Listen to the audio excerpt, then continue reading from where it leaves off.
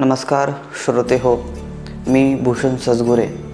आज तुम्हाला धनत्रयोदशी नेमकी का साजरी केली जाते, याच्या पाठीमागे पौराणिक कथा काय आहे हे सविस्तर सांगण्याचा प्रयत्न करणार आहे। कारण आता आपला जो दिवाळी सण येतो आहे तो आपल्या जीवनामध्ये किती महत्त्वाचा असतो आणि तो जो आनंद आपण दिवाळीमध्ये लुटत असतो, तर यामागे पौराणिक कथा किंवा कशाच्या आधारावर आपण तो उत्सव साजरा करतो हे सुद्धा तितकंच महत्त्वाचं आहे। जी धनतेरस आपण ज्याला आपण म्हणतो धनत्रयोदशी, तर त्याला शब्दशः जरी अर्थ बघितला गेला तरीसुद्धा धन म्हणजे पैसा किंवा धन म्हणजे ज्या वेळेस आपल्याला अविद्येचा नाश केला जातो याला म्हणावं धन।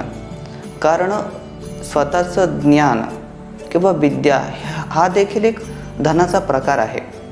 त्याच्यामध्ये आपण ही जी काही धनत्रयोदशी साजरी करतो, एक पौराणिक कथा याला आहे की ज्या वेळेस यमराज आपल्या सिंहासनावर बसलेले होते त्यावेळेस त्यांचे पार्षद म्हणजे त्यांचे सेवक त्या ठिकाणी आले आणि यमराजांना त्या ठिकाणी नमस्कार केला। यमराजांनी त्या सेवकांना प्रश्न विचारला।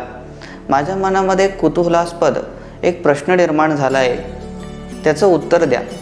सर्वांनी होकार दिला आणि त्या ठिकाणी त्यांनी प्रश्न विचारला की ज्या वेळेस मृत्यूची वेळ येते, तुम्ही त्या एखाद्या व्यक्तीचा प्राण त्याच्या शरीरातनं काढून आणतात त्यावेळेस तुम्हाला दया येत नाही का, किंवा तुम्हाला करुणा येत नाही का, तुमचं मन हे विचलित होत नाही का?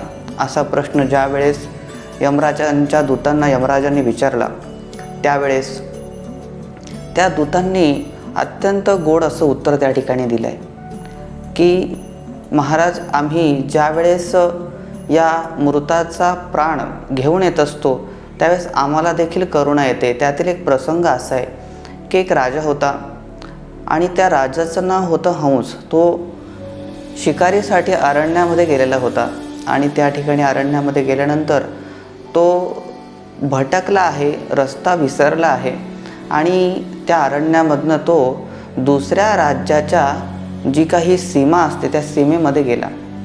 ते जे राज्य होतं त्या राज्याचा जो राजा होता तो त्याचं नाव होतं हेमराज। त्या सेवकांनी या राजाला पाहिलं आणि त्या राजाच्या सेवकांनी या हंस नावाच्या राजाला त्या हेमराज नावाच्या राजाकडे नेलं।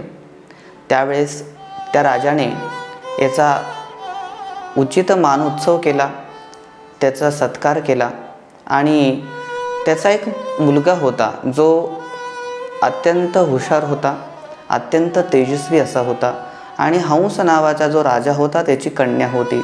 यांनी ठरवलं की हंस नावाच्या राजाची मुलगी आणि हेमराज नावाच्या राजाचा मुलगा यांचा विवाह पार करावा किंवा या ठिकाणी विवाह लावून द्यावा। पण ज्या वेळेस या हेमराज नावाच्या राजाच्या मुलाचा जन्म झाला त्यावेळेस त्या ठिकाणी एका ज्योतिषाने त्या ठिकाणी सांगितलेलं होतं की याची जी आयु मर्यादा आहे ही 16 वर्ष आहे। ज्या वेळेस याचा विवाह होईल अवघ्या 4 दिवसामध्ये याचा मृत्यू होणार आहे असं म्हटल्यानंतर ही गोष्ट मात्र या हेमराज राजाने हंस नावाच्या राजाला सांगितलेली नाही। तो विवाह पार पडला आहे आणि तो विवाह झाल्यानंतर एका गुफेमध्ये फिरायला गेलेल्या असताना सर्पदंशाने या हेमराज नावाच्या राजाचा मुलाचा जो मृत्यू आहे तो मृत्यूला कवटाळलेला आहे। त्या ठिकाणी यमराजांचे दूत आलेले आहे आणि ही जी कन्या आहे ही कन्या अत्यंत गहिवरलेली आहे आणि 4च दिवस झाले लग्नाला आणि माझ्या पतीचा या ठिकाणी मृत्यू झाला आणि नयनातनं ढळाढळ अश्रू गाळते आणि त्या ठिकाणी देवाला प्रार्थना करते की माझा पती पुनर्जीवित व्हावा। अशी स्थिती ज्यावेळेस या यमराजांच्या दूतांनी पाहिली त्यावेळेस त्यांचंसुद्धा हृदय गदगदलं आणि त्यावेळेस त्यांनी विचार केला की अशी स्थिती किंवा अशी वेळ कोणाला यायला नको। हे जेव्हा यमराजाने ऐकलं त्यावेळेस हेच यमराजांचे सेवक यमराजाला प्रश्न विचारू लागले, भगवंता, तुम्ही आमचे देव आहात, तुम्ही आमचे राजे आहात, तुम्ही आमचं सर्वस्व आहात. तुम्हाला एक प्रश्न विचारतो, तुम्ही धर्माच्या आचरणाने धर्मावर चालणारे आहात. तर आमचा प्रश्न असा आहे की जर असं कोणी किंवा अशी स्थिती कोणावर येऊ नये यासाठी जर काही उपाय असेल तर सांगा. त्यावेळेस यमराजाने सांगितलं की धनतेरस म्हणजे धनत्रयोदशीपासून, जो धनत्रयोदशीचा दिवस आहे त्या दिवसापासून जर 5 दिवस आपण दीपदान केलं किंवा कोणी दीपदान केलं तर त्यांच्या जीवनामध्ये असा प्रसंग किंवा अशी वेळ कधीच येणार नाही. हा उपाय धर्मराजाकडनं म्हणजेच यमराजाकडनं प्राप्त झालेला आहे. आणि याच्या पुढे एक दंतकथा देखील सांगितली जाते. ती म्हणजे इंद्रदेवाला दुर्वास ऋषींचा शाप मिळालेला आहे. या संपूर्ण सृष्टीमधून जी स्त्री आहे, जे धन आहे ते लुप्त झालेलं आहे. विष्णू पत्नी जी आहे ती लुप्त झालेली आहे. आणि जे सौंदर्य ऐश्वर्य जे स्वर्गाचं होतं ते सर्व लुप्त झालं. आणि त्यावेळेस सर्व देवांनी या त्रिदेवांकडे गेले, म्हणजेच ब्रह्मा विष्णू महेश यांच्याकडे गेल्यानंतर त्यांना एक उपाय मिळाला की आता या ठिकाणी आपल्याला समुद्र मंथन करावं लागणार. देव आणि दानवांमध्ये समुद्र मंथन झालं, कारण या सृष्टीमध्ये जर लक्ष्मी राहिली नाही तर या सृष्टीचं जे चलन आहे ते होऊ शकणार नाही, हे विष्णूंना ठाऊक होतं.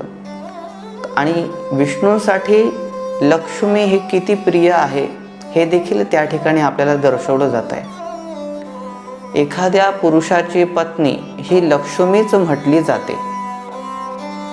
हा एक विषय लक्षात ठेवा, कारण ह्या विषयावर मी पुढे बोलणार आहे.